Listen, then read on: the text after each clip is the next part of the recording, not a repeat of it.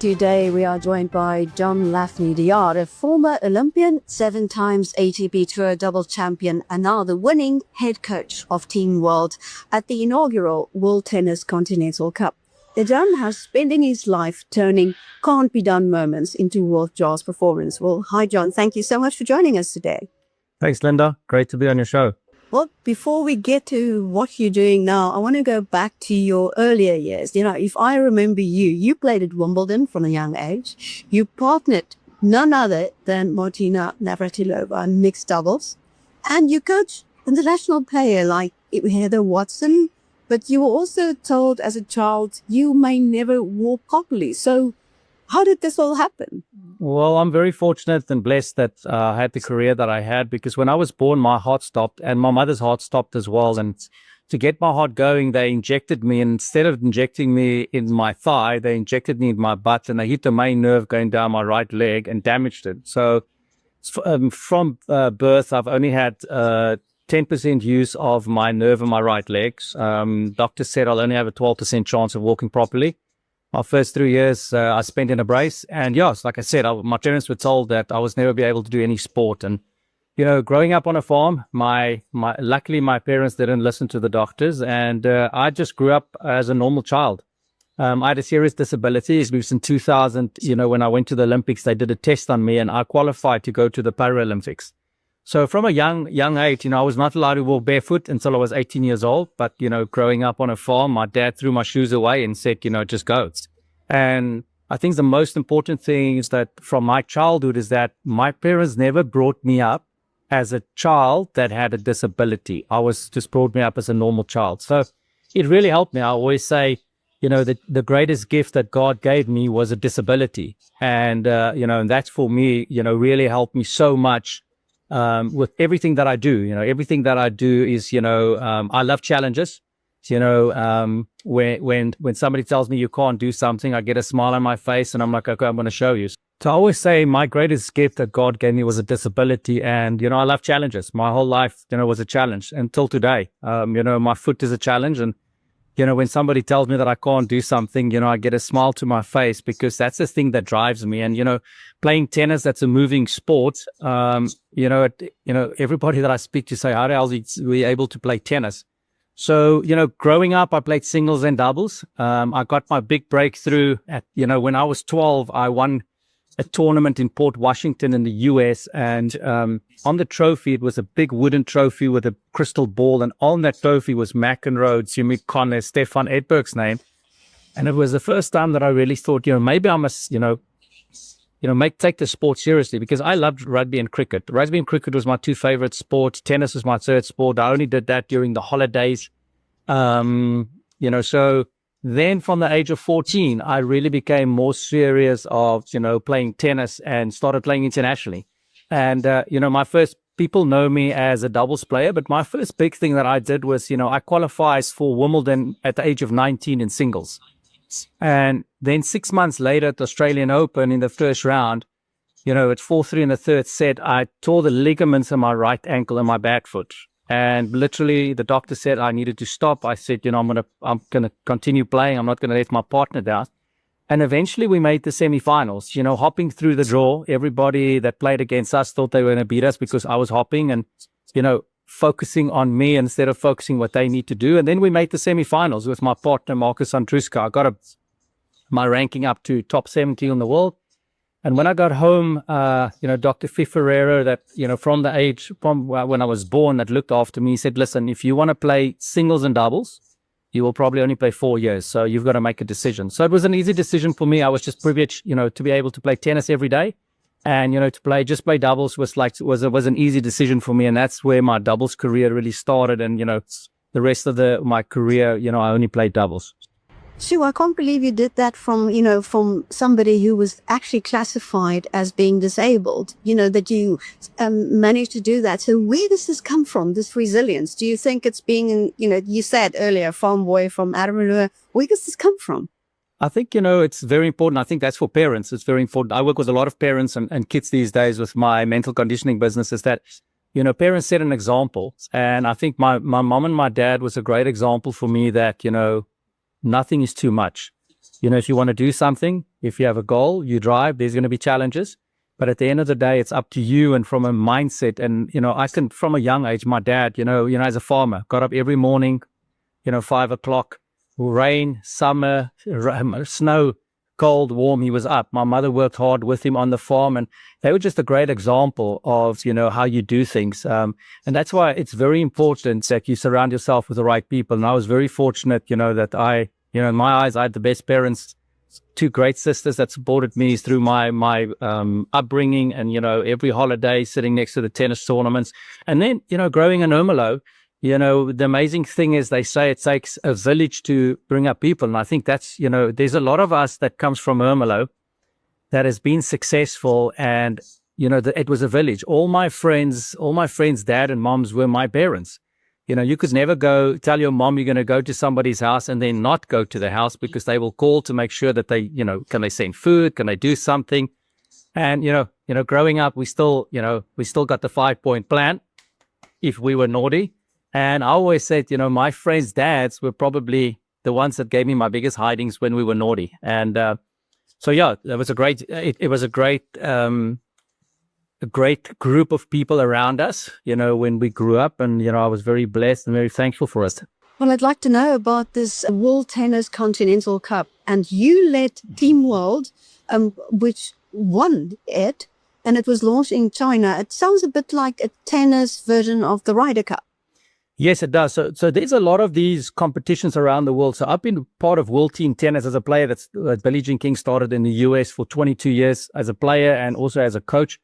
And it's great. Tennis is an individual sport, but what these team events does is that, bring men and women together playing, in the same team. The people, it's great for the people because I can see all formats. I can see men's singles, women's singles, men's and women's doubles, mixed doubles. So there's a lot of these competitions. I do World Team Tennis. I did the World Tennis League. That was just before the Continental Cup in India. And what the Continental Cup was a little different is, it has men and women playing, but it was Team Europe against Team World. And the exciting thing about this is that, it's 3 days. Day 1, every match counts 1 point. If you win a match, you get 1 point. On day 2, every match counts 2 points. And then on day 3, every match counts 3 points. So you can actually, day 1 and day 2, you can lose half your matches. And then if you win all your matches on day 3, you still have a chance of winning. It's great because everybody keeps playing. You're in the competition. And, China is, they spend a lot of money in tennis. They want to do a lot of things. A lot of good, female players. The men's players are starting to become much better. And yeah, it was the first time that I was in China. It was great. We played in a 20,000 indoor facility. The crowds were good. And I really think that it's going to become, a very big event. Decembers are the time when people play exhibitions and it's time for these team events. And, I've been very fortunate, somebody like Andrei Rublev. This is our 3rd title that we've won together. We've won 2 World Team Tennis titles together where he's in the team. And I'm the coach, and now this is the 3rd time. And Elena Rybaki now, who just won the Masters for the WTA. This is our 2nd team. So it's great, because normally you find people, it's not the same players in the teams. And, with tennis, it's been good for me now, for 3 years, I've had Andre in the team and Elena on the team.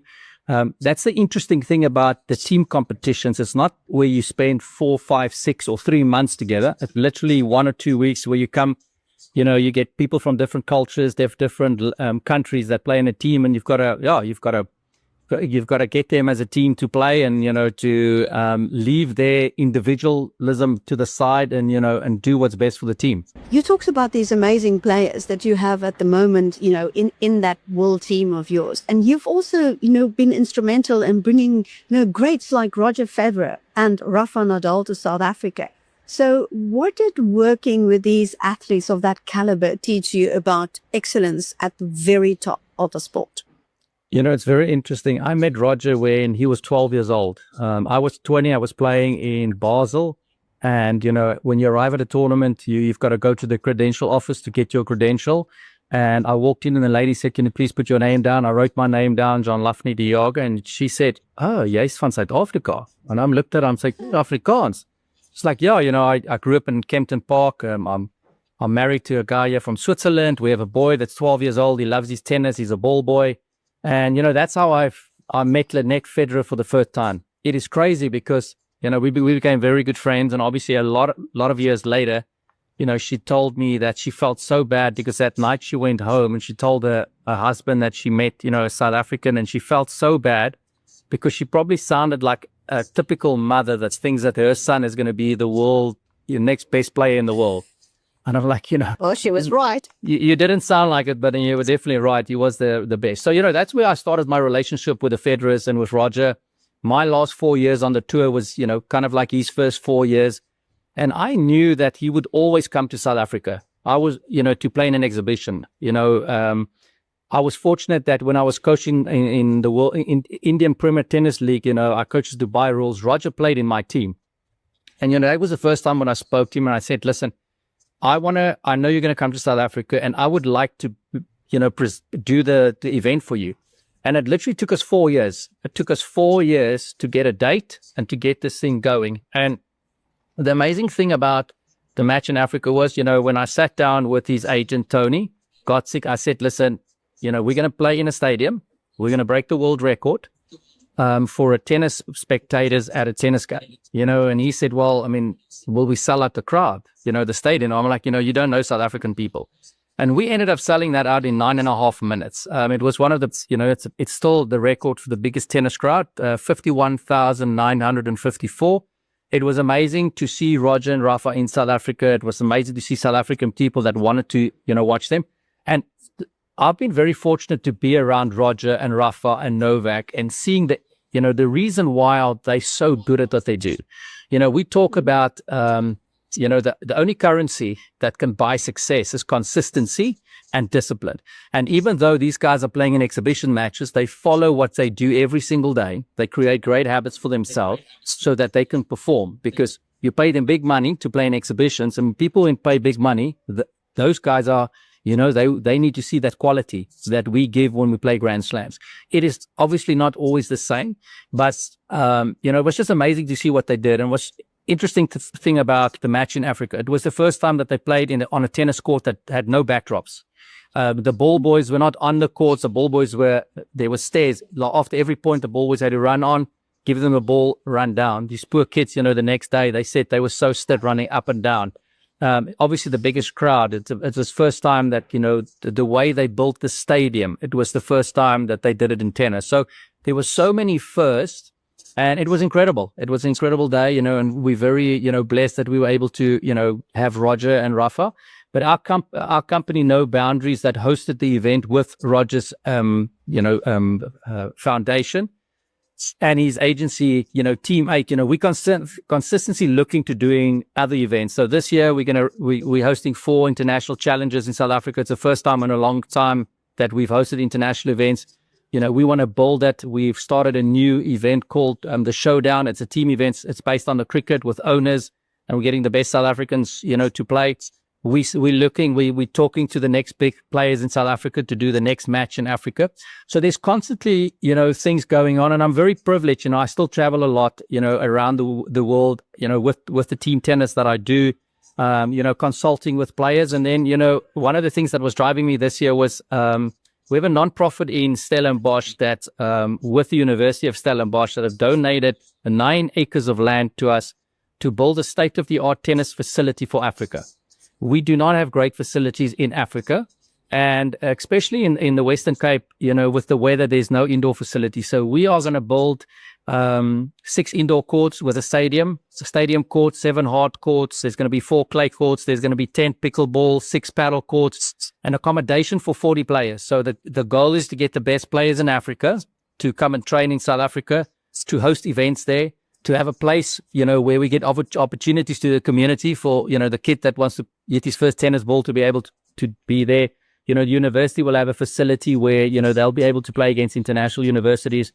The community, coaches, they're going to train coaches that we can send out to cities and villages to start their own businesses.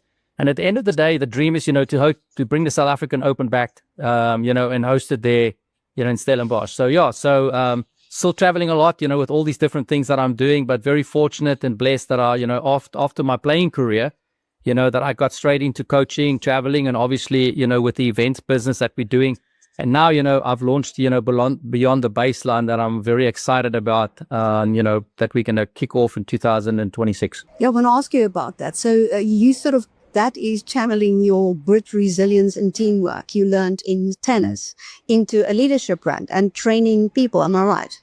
Yes. Yeah. So I was very fortunate. Like I said, I played in a moving sport with a disability, where they said, I'll never be able to play sport, only 10% chance of walking properly. And everything that I learned, through my leg, I had to work twice as hard every day just to be even with the people that I competed with.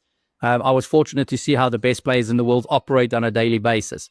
I work with teams, I work with individual players, with corporates, and I always say I am not a sports psychologist. That's the last thing that I am. I'm not a qualified sports psychologist, but I was very fortunate that I played at the highest level. I coached at the highest levels, and I had a disability that taught me so many things, and I have access to the best sportsmen in the world where we learn. And that's one thing my dad told me at a very young age is that, when you are surrounded by people that are high experience, you listen and you ask questions. But the most important thing that he told me was, don't just do it when you're around people that you think that are great. You need to listen and ask questions to anybody. Doesn't matter who they are, because you never know who's going to give you the input that's going to make that difference in your life. And one of the most important things that I tell people is that when we drive in a car and you want to go somewhere, we have a pin location. We get straight to our destination. In life, it's exactly the same thing. If you don't know where you want to go, if you don't have a pin location, you're gonna take turns and you're gonna have the wrong turn offs. You're gonna have bumps in the road, and it's gonna take you time to get there. So as soon as you have your pin locations and you know what to do, is in every single day, every minute of every day, you can make sure that you're going in the right direction to get there ASAP. It's a competitive world out there. Everybody is competing.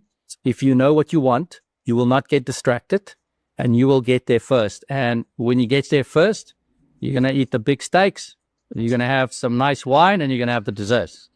Well, John, you are such an expert on tennis generally. Where is South African tennis at the moment? So every now and then, you see some players, at Wimbledon. But where are we? What are the facilities like? You talked about bringing the Open back. Yeah, so, tennis, we always say we don't want to talk about the old days, but, we have to refer back to the old days. In our time when we played, there was a great structure with tennis. There was money to help players develop. There was tournaments in South Africa. We were in 1999, there was 32 South Africans that played at Wimbledon, men and women, single doubles, mixed doubles. Last in 2025 was only Lloyd Harris. He was the only player. So we don't have a lot of tournaments in South Africa. There's not a development structure for high performance at the moment. But one thing that has changed is that there is a lot of international junior events that they're hosting now. There's more, ITF future events that are being hosted. We're going to host the 4 challenges now for the next 3 years. So giving opportunities for the players to be able to play in South Africa, that they don't have to travel. It's very expensive to travel and play. All these other countries have tournaments in their own country where they can play, earn money and earn points and get into the big events. So hopefully this structure that are slowly falling into place, in South Africa will help. All our top players will go to US universities where they play. That is the pathway right now. If you're a good tennis player, you go to university in the US. You get a great scholarship. You can play for 4 years. You have 8 or 10 players in your team that you can train with. You have physical trainers, you have strength conditioning trainers, you have coaches, and you play a lot of matches. So that's the pathway right now. The more events we get in South Africa, the easier it will become for our players to do well, earn points, and then get into tournaments, overseas. So, it's on an up. There's a lot of people in South Africa that's trying to do good things. One thing where Tennis South Africa, has to work better with all the academies. All the private academies are doing their own things. I think we all have to start working together with Tennis South Africa if there's a pathway. They've got to appoint the right people to be able to help us get to that pin location that I've been talking about, so where we can develop players. So definitely a lot of right things are happening. It will take time, so hopefully, in the next few years, there's some players that are knocking on the door. That's college players that's playing at Devon Barden, Sekolo Motsi, Isabella Kruger, that are close. they are close there. So hopefully, in the next year or so, they can all break through and start playing on the tour. Anything else you'd like to add? I think one of the big things that I would is that, with Beyond the Baseline, what we're trying to do is, work a lot of schools, not just, we are helping the kids, but I think it's very important, to help the parents. Because the parents are the ones, the last voice that a kid hears before he goes to bed is the voice of his parents. So I think it's important that coaches work with parents, explain to them what are the goals. It put pressure on the coaches because they've got to step up. They can't be as parents, but also it helps parents to be more informed what's happening so they can work as a triangle with the player, the parent, and the coach together. What we do with the On the Baseline with corporates, we help them because it is so, it's such a competitive, environment. And how can we help people? How can we help people to think differently? People want to have they want to break through and become one of the best companies in, say in the world or in South Africa. What's the mindset that you need to have that? One of the things that I always say in the corporate world that's very interesting working with them is, they go into a room, close the door, and if you haven't done your work, then somebody tells the person, listen, you haven't done your work. In sport and in teams, that gets done in front of everybody, not to shame and blame, but to make sure that everybody understands that I may be struggling with this. You may be very good at what I'm struggling with, so you can help me. But if everything happens behind closed doors, the team doesn't know what the other person is struggling with. So I see in the corporate world, the team, they say we're a team, this is our goal. But they don't really work as a team because they don't know the stuff that we struggle with. And we all think that vulnerability is weakness. Vulnerability is power. And especially for men out there, you've got to understand that we think that when we show vulnerability to our wives or girlfriends or women, it's weakness, it's power. And, especially with leaders, if leaders can show vulnerability and make people feel that, they're also scared. All of us are scared. I see with teams. If I tell them, listen, before a big match, I was scared. I didn't know if I was fit enough. I didn't know if I have all the skills. And they're like, oh, really? You're also scared? Because I'm very scared. I'm like, it's normal. But sometimes when we go out there and we want to pretend that everything is fine, and everything is not fine. You have to relate to the player. You have to relate to the person that you work with. And I'm very blessed and fortunate that I was able to play at the highest level and experience all those emotions, challenges, what it feels like to play at the center court of Wimbledon.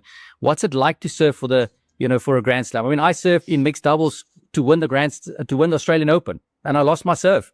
And, the lessons that I learned from that, stuff that I will do differently. So I know what it feels like, but also learning from people that has been in the game for a long time. I think, from a sports perspective, that's where we go wrong. People that played at the highest level, the greatest players are not the greatest coaches. But if you played at that level and you can learn from somebody that's been in the system and bring them together and learn. So I could teach you what it's like to get to the top, and you can teach me what it's like to teach the basics of the sport. That's where we start working together. And so I'm a big believer. You've got to share, you've got to talk. And when it comes to coaching, don't tell them what to do. You've got to ask questions because you first have to find out what do they know before you can help them get to the next level. Fascinating. John Laffnie de Jager, thank you so much. Thanks, Linda. Appreciate it.